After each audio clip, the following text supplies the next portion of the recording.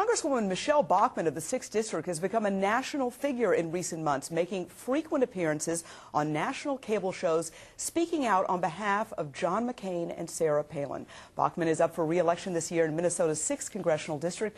She's running against Democrat Elwyn Tinklenberg and independent candidate Bob Anderson. Congresswoman Michele Bachmann joins us this morning. Thank you so much for coming in. Thanks for the invitation. Well, great to have you on. Got to ask you, you are appearing on a lot of national shows. This week on Hardball with Chris Matthews, you said that you were very concerned that Barack Obama had anti-American views. I've gotten a lot of emails about this. William Peterson from St. Peter, Minnesota, emailed me and said, please ask the Congresswoman what she means by anti-American views. Sure. No, it generated a lot of controversy. It isn't always what you expect, but it ended up generating quite a bit of controversy.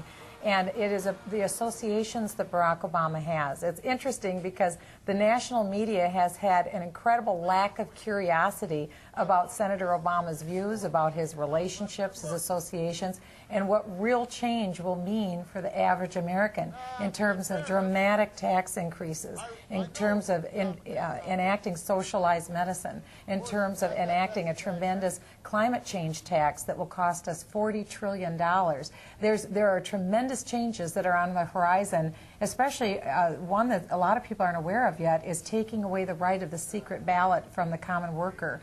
And that's very concerning to a lot of people. So you do feel that his views are anti-American? I feel his views are concerning, and I'm calling on the media to investigate them. I'm not saying that his views are anti-American. That was a misreading of what I said. And so I don't believe that, that's my position. I'm calling on the media to take a look at what his views are, because I think they've had an appalling lack of curiosity. All right. Let's take a look at some recent polls. There was a Democratic poll, which obviously it's a Democratic poll, that showed you at 42%, Elwyn Tinklenberg at 38%. Again, Democratic poll. You put out, just a couple of days later, your own poll, which shows a different spread here. There we go. With you at 44, Elwyn Tinklenberg at 33, Bob Anderson at 8%. You're still below 50%. An incumbent, that's usually not a good sign. Are you concerned at all about that?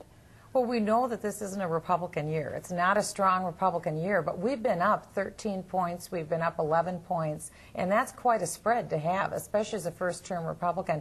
The last time I ran in '06, mine was the third most competitive race in the country. The Democrats spent $9.3 million. You know, you were talking with Senator Coleman about negative ads.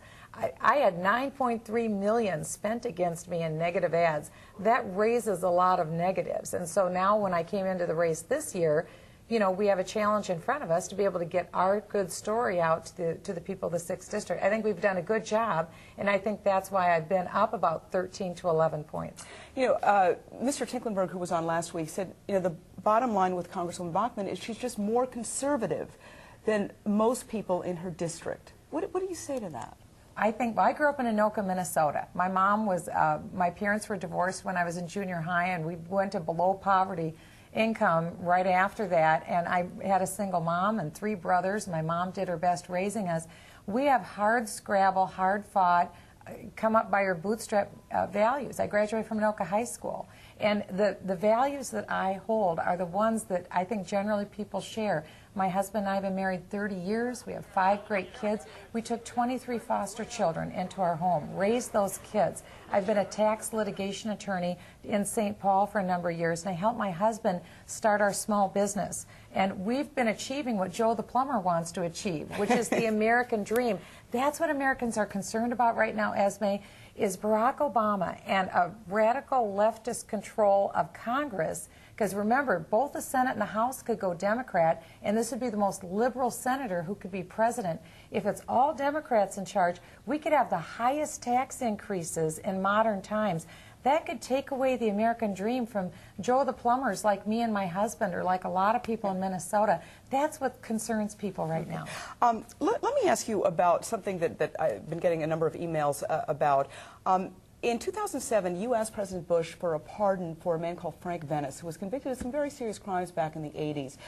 A week ago, or a couple weeks ago, you asked that that letter be taken back. Frank Venice has now been implicated in the Petters fraud investigation. He's a co-defendant in a civil suit. what was your relationship with Frank Venice, and why did you ask President Bush for a pardon for him? Well, Frank Venice is an individual here in the Twin Cities who had a remarkable record of rehabilitation in his own life, a real personal transformation for good.